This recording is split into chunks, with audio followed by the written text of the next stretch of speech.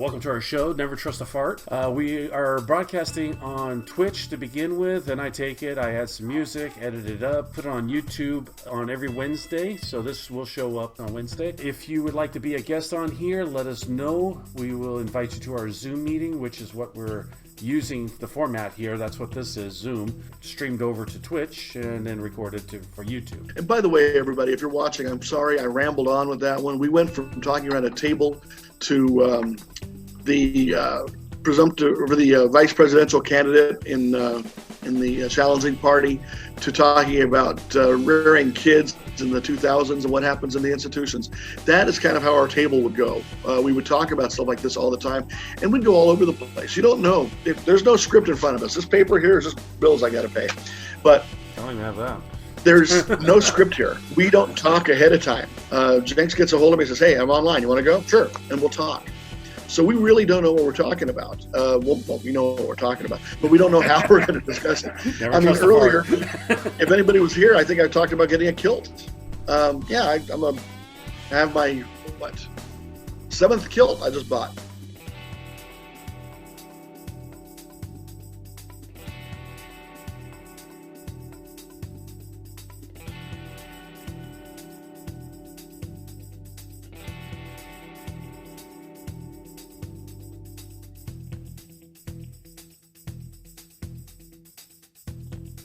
Then watch the pundits on CNN, MSNBC, Fox, all that. We're not getting paid.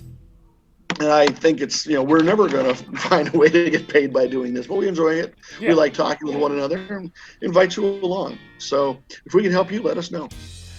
Speaking of which, what do you think, a little side note, should we put on the Numi Facebook pages what we're doing here? Or do you think we're to the point where we should do it, or do you think we ought to wait a little until we get some more episodes? I think we ought to wait a while until we have something in our queue, enough to go on. Yeah. So there's a lot to go with, but we can talk about different Numi people as long as we keep it nice. Yeah. You can't work with 6,000.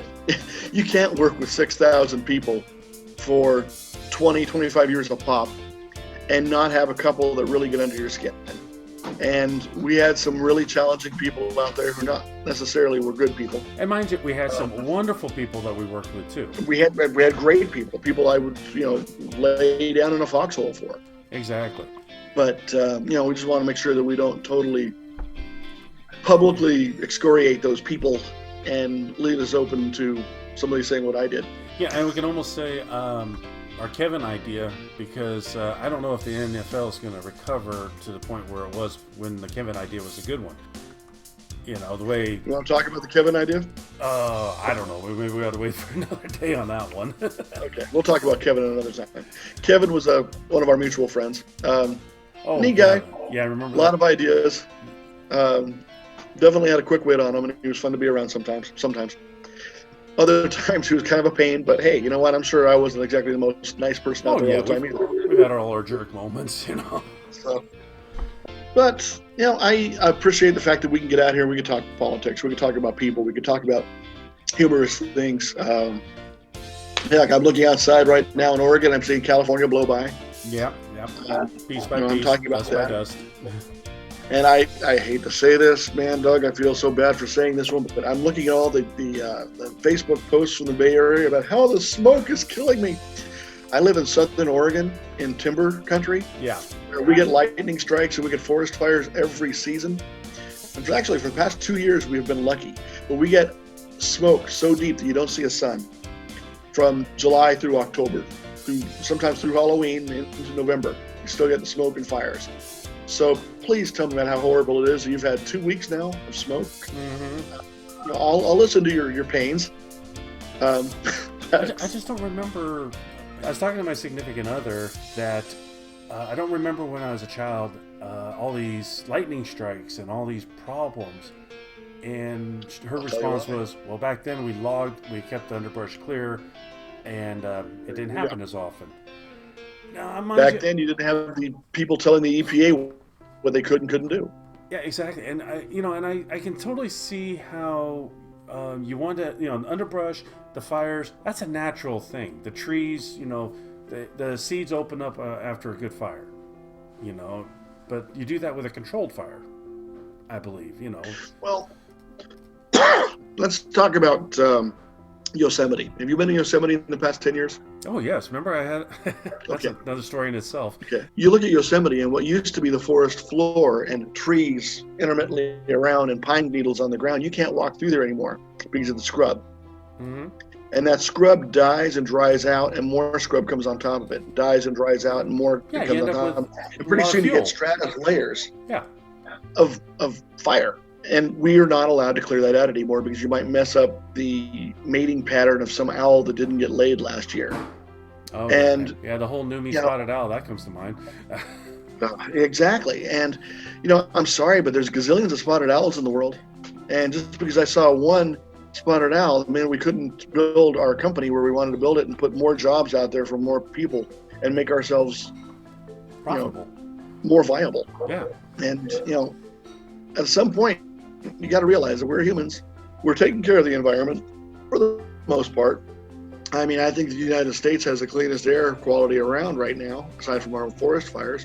We're doing a lot better than Europe and Asia when it comes to our air quality. But you still have the zealots out here talking about global warming. Hey, is it real? Yes. Is it anthropomorphic? No. It's a natural occurrence. It's not man-made. Yeah. It happens in seasons. I believe in the Department of Forestry. If they can just be allowed to do what they are trained and know how to do it, back when there was controlled burns, that was a natural thing. Lightning strikes cause natural burns.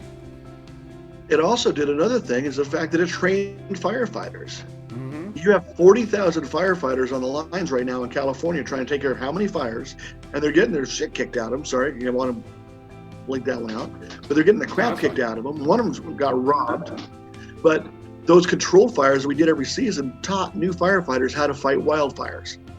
Yeah, and when that controlled fire eliminates that underbrush we were talking about earlier, you don't have a massive wildfire. Right. So you don't have to put these people in jeopardy. Oregon lost 9 firefighters a couple of years ago in a fire. Mm-hmm. At one spot. They all died in the same spot when they got overtaken. Horrible thing. It happened in my neck of the woods. Yeah. And there's no reason for that. If you just take care of the underbrush. You know what? We used to use prisoners for that. But now it's not in their, their civil rights to do that. Bull crap. What about the civil rights of the victim? Those people owe something to the community. If it needs to get out there into the valleys of the Sierras and the Cascades and the Siskiyou Mountains here in the West, the Rockies, the sage out in Arizona, whatever, to clean it up, then do it. Doesn't that provide training, for another job? Come on. I think it does. But then again, I'm not one of these all-powerful, all-knowing liberal politicians. Yeah, well, I'm in an old school where I just don't think prisoners should have that many rights. They sat there and they took somebody else's life away. Not all of them, but now the non-violent crimes, yeah, that's a different setup. But these career criminals that are never gonna see the light of day, and when they do, they're just gonna come right back. Come on. Oh, hey, here I go back into my juvenile years. Not my juvenile years, but working with the juvenile department around here. Had a young girl, 17 years old, rather ungainly, but not very attractive at all. Not too intelligent, didn't have much going for her. A sad state of affairs. But her entire goal was to get out of the juvenile system so she'd commit a crime in the jurisdiction in which her father was incarcerated, so she'd be next to her dad. Wow, there's some career goals. Yeah, and that was exactly it. And that's what this girl wanted. And she would run away and come back and run away and come back, because we had an open door policy for the side. They can run away and nothing would be used against them. And she'd steal, she'd rob, and she couldn't wait until she was 18 so she could hit, quote unquote, hit a bank and see my daddy. Now, mind you, I'm also a firm believer that once they pay their debt to society, we need to have some way that, expunging or clearing these people so that way they can become productive citizens, because it's like Les Miserables. I was just going to say Les Miserables and Jean Valjean. Yeah, exactly. For those people, that, once you commit a crime and then you got this label on you and you're screwed, all you can do is illegal things. It's a, what's the word I'm looking for? It's endless. It's a self-fulfilling prophecy. Yeah. We need to make it so that way once the people pay their debt, mind you, within reason. If you got a guy, a mass murderer, no, that ain't happening. Yeah, I don't want him to go buy a gun. Thank you. But I have a friend that knew of a person, a deceased friend, that knew of a person that got in trouble for poaching a deer. Holy cow. And he didn't, I forgot what happened, but somehow he ended up, it was a felony poach. Yeah, and he ended up doing 9 months in state lockup, and he lost his ability to be able to purchase a firearm for the rest of his life. I have a problem with that. Don't take away the guy's constitutional rights because he wanted to feed his family. And we're getting into the Jean Valjean. There you go. If you follow Les Miserables, you understand what we're talking about. If not, get the Cliff's Notes. But read the movie. It's a very wonderful movie, fantastic musical. Book is that thick, but it's really worth the read, especially if you like Redemption. Yeah. If you don't like musicals, go with the Liam Neeson one. Excellent show. Yeah. Anyway, to be able to lose your constitutional rights for feeding your family, I think there's a big flaw in our system here. So, at the same time, you got to sit there and you got to hold them accountable. You got to make prison not a desirable thing. And then once they do pay that debt, you got to get them back, so they don't have to go back to it or run the risk of going back to it. It's that recidivism it's a bad thing. And, Doug, I think I could count on one hand the amount of times you spent in jail, and that would be 0. Yeah. Well, no, actually, that's not true. I've been to jail many times, but I was a cop. Okay, as a cop. If that's the case, I've been to jail many times, but I was also in the program. Yeah. But as the guest of the state, city, or federal government, I don't think either of us have been there. So we could talk out of knowledge of books and what we read in the news and maybe movies or something. But if you remember, what was it? Tim Robbins and Morgan Freeman, Shawshank Redemption. The old timer there. He didn't know what to do when he got out. He didn't fit. Yeah. So he hanged himself. Yeah. It shouldn't be like that. Old man. Oh, it's on the tip of my tongue. It's not Red. Red was Morgan Freeman. Red was Morgan Freeman. Yeah. But you know who I'm talking about. And I forgot who he was. He had the bird. Love the movie. Fantastic movie. I think every guy in the world likes that movie for some reason. But it just still, draws you in. Things like that shouldn't have to happen. I think it was you that actually talked me into seeing it. No. Wasn't it? That must have been way back when. Well, it might have been it was my other half. So somebody talked me into seeing it and said I'd like it. And I did. Yeah, it was a great show. And if for you, here's a plug for Hulu right now. I think it's on Hulu or Roku or Amazon right now if you want to catch it. Shawshank Redemption. Well, it's also on normal cable, I think, every weekend. It's one of those movies that just get, It's like MASH. Yeah. Oh, speaking of which, every time I'm watching, I record MASH now on VTV, and it's in sequential order. So I'm watching it from pilot to I'm now in the 6th or 7th season. Believe it or not, I have actually seen about 4, maybe 5 episodes I have never seen before. Yeah. I have the whole CD system, and I caught that. It's like, I didn't know that. Plus, I've got a friend in one of my Scottish organizations that was an actor in there. I didn't know that either until I saw his name. Like, whoa, I know him. Cool. But yeah, there's a lot of those that just didn't get put on into syndication, where they were really good episodes, but you just don't see them when you turn on the TV on a Saturday afternoon. Exactly. Well, yeah. There used to be, you get that random or, the condensed seasons, or, it'd run for a while this and then run a little of that. And it had its same ones that over and over, you've seen over and over.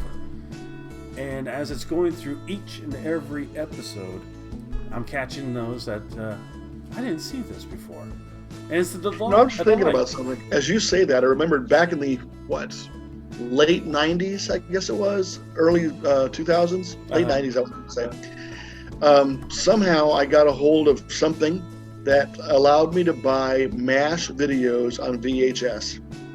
And it was like a Columbia House thing where every month you'd get another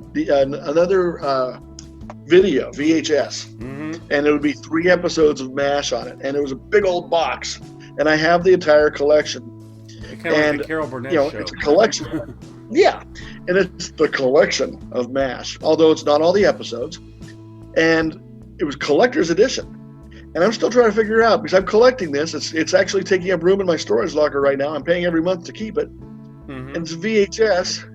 And I'm starting to think that it's really not doing me any good. I think I might want to get rid of that and buy more fishing gear. I would transfer it to DVD or onto a hard drive before you do that. Actually, I already have it on DVD anyway, there you go. It's a multiple. So these can be good for fishing weights. Yep. So I got to find the technology to be able to transfer stuff, because I've got a whole bunch of old 8mm family pictures of me in my bare nothingness, probably, that I would like to be able to move into DVD and share with the world. Oops. As you can see, Doug has been in the eternal vortex of death right here. He's spinning. Looks like the hurricane hit him. So it will just be Dumber Trust and Old Fart. Because I don't... And now let's have a moment of silence. Let's see here. There we go. What I was doing was... You don't need to tell us. It's okay. It's a family show. Yeah. No, that's a record player. Okay. Phonograph, yeah. Yeah, and I actually got a whole bunch of records to transfer over to it. If you can see that. I see him. Yeah. I got to learn how to do it. My late brother used to do that. I don't know how to do it. My late brother used to do it. I've got so many records I want to keep. Those are actually dice molds.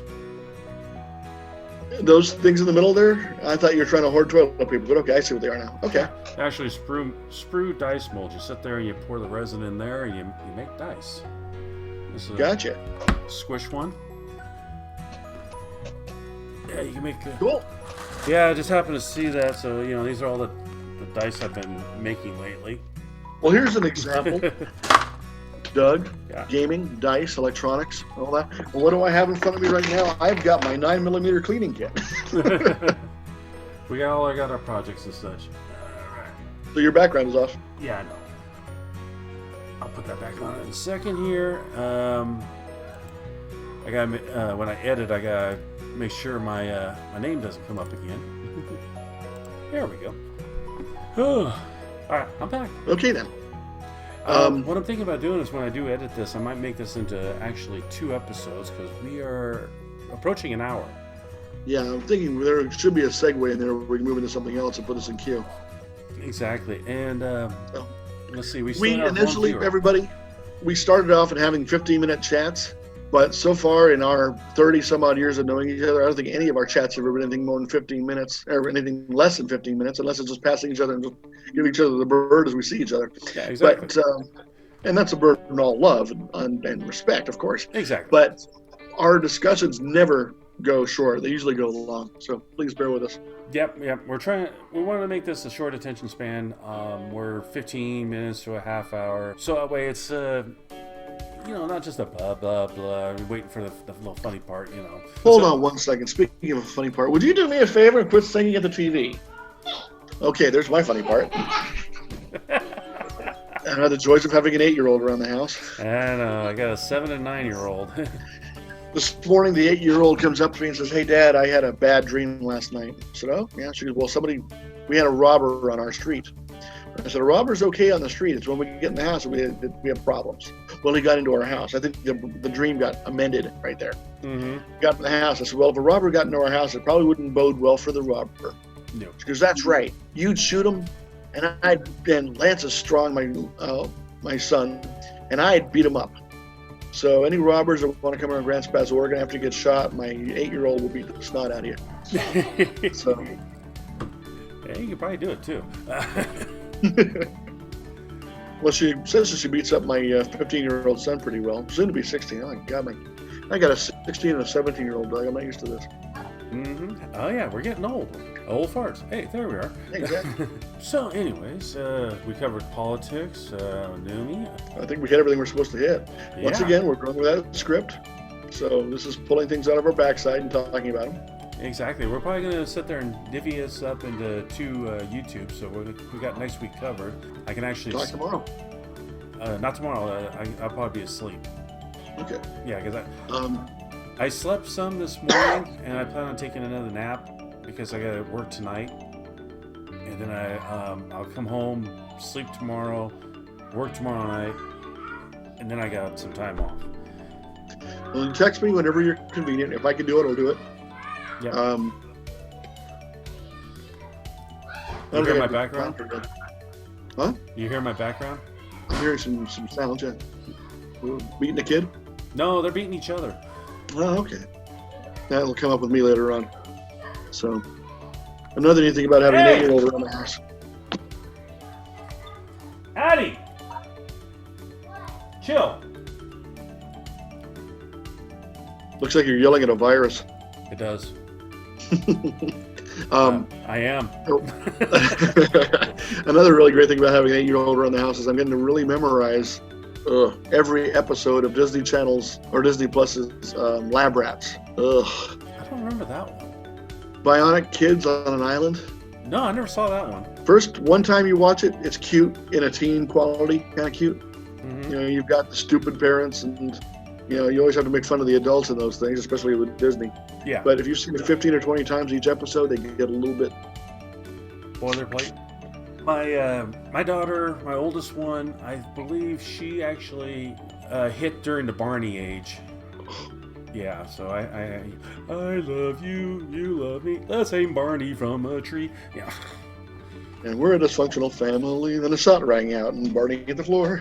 Oh, I never heard that one. Dinosaur. Oh, you never heard that one? I never heard that one. You hate me. We're a dysfunctional family. Then a shot rang out, and Barney hit the floor. No more purple dinosaur. I always loved it was a Bill Engvall. He sat there and Okay. he talked about, it's like, you know, that's how the dinosaurs went out. It's like, what happened, guys? It's they all committed suicide, Barney, because of you. No doubt. No, I think I grew up with, or my kids grew up with Thomas the Tank Engine, Mm-hmm. with either Thomas the Tank Engine, the consummate children's show, Yeah. right? With George Carlin narrating it. Yeah, straight out of Mr. Rogers, basically. Yeah, but George Carlin narrating a kid's film? Mm-hmm. You know, the 7 things you can't say on TV, and he's telling my kid about morality. And then we had Dora the Explorer, Fireman Sam. Have you ever seen that one? No, I haven't heard Fireman Sam. Dora, yes. Fireman Sam is an English. The map. Yeah, Fireman Sam is actually Welsh, Oh. out of Pontypandy, Wales. It's a small island, and it's always the same 7 people that need to have Fireman Sam, the only fireman out of 4 of them that is capable of doing anything. But they either burn down the forest, or they burn down the bakery, or they get lost at sea, or they get caught in a tower, or they get stuck on the side of a slope. And it's always Fireman Sam to the rescue. And I say Fireman Sam really needs to be union, because he's getting beaten up. Nobody else is doing any bit of work, and he's doing it all. Yeah, remember A Living Color? I never saw it, but I do remember it. Fireman Bob? I've heard of him. Yeah, in fact, I've been referred to him. Jim Carrey, YouTube that one. Jim Carrey character. Hilarious. You got to remember, from '87 when we met, Yeah. okay, through basically now, I don't watch TV. I might binge something occasionally on Hulu. I really enjoy the show called Psych from. Yeah, you mentioned that last time. Yeah. Yeah, I like that show. It's a cute show. It's funny. It's informative. I watched. You know, I'm watching WKRP. Oh, I love A little bit. WKRP. I'm watching a little bit of Benson. Remember the chicken? Okay. Or Yeah, the turkeys. turkey. Turkeys. Yeah. Actually, I had a coworker, Brenda Leppert, one of these days, if you're ever here, love you to death, who bought me the annual WKRP turkey drop or something like that, and it says on the shirt, "As God is my witness, I swear I could have sworn turkeys could fly." And I have that. Every Thanksgiving I wear it. Oh, I love that episode. I love almost all the WKRP. That was a priceless show. And it was, you know, I have a couple of friends who were in radio, and it was so exactly the way they hated the news guy. The news guy was better than the weather girl. It was great.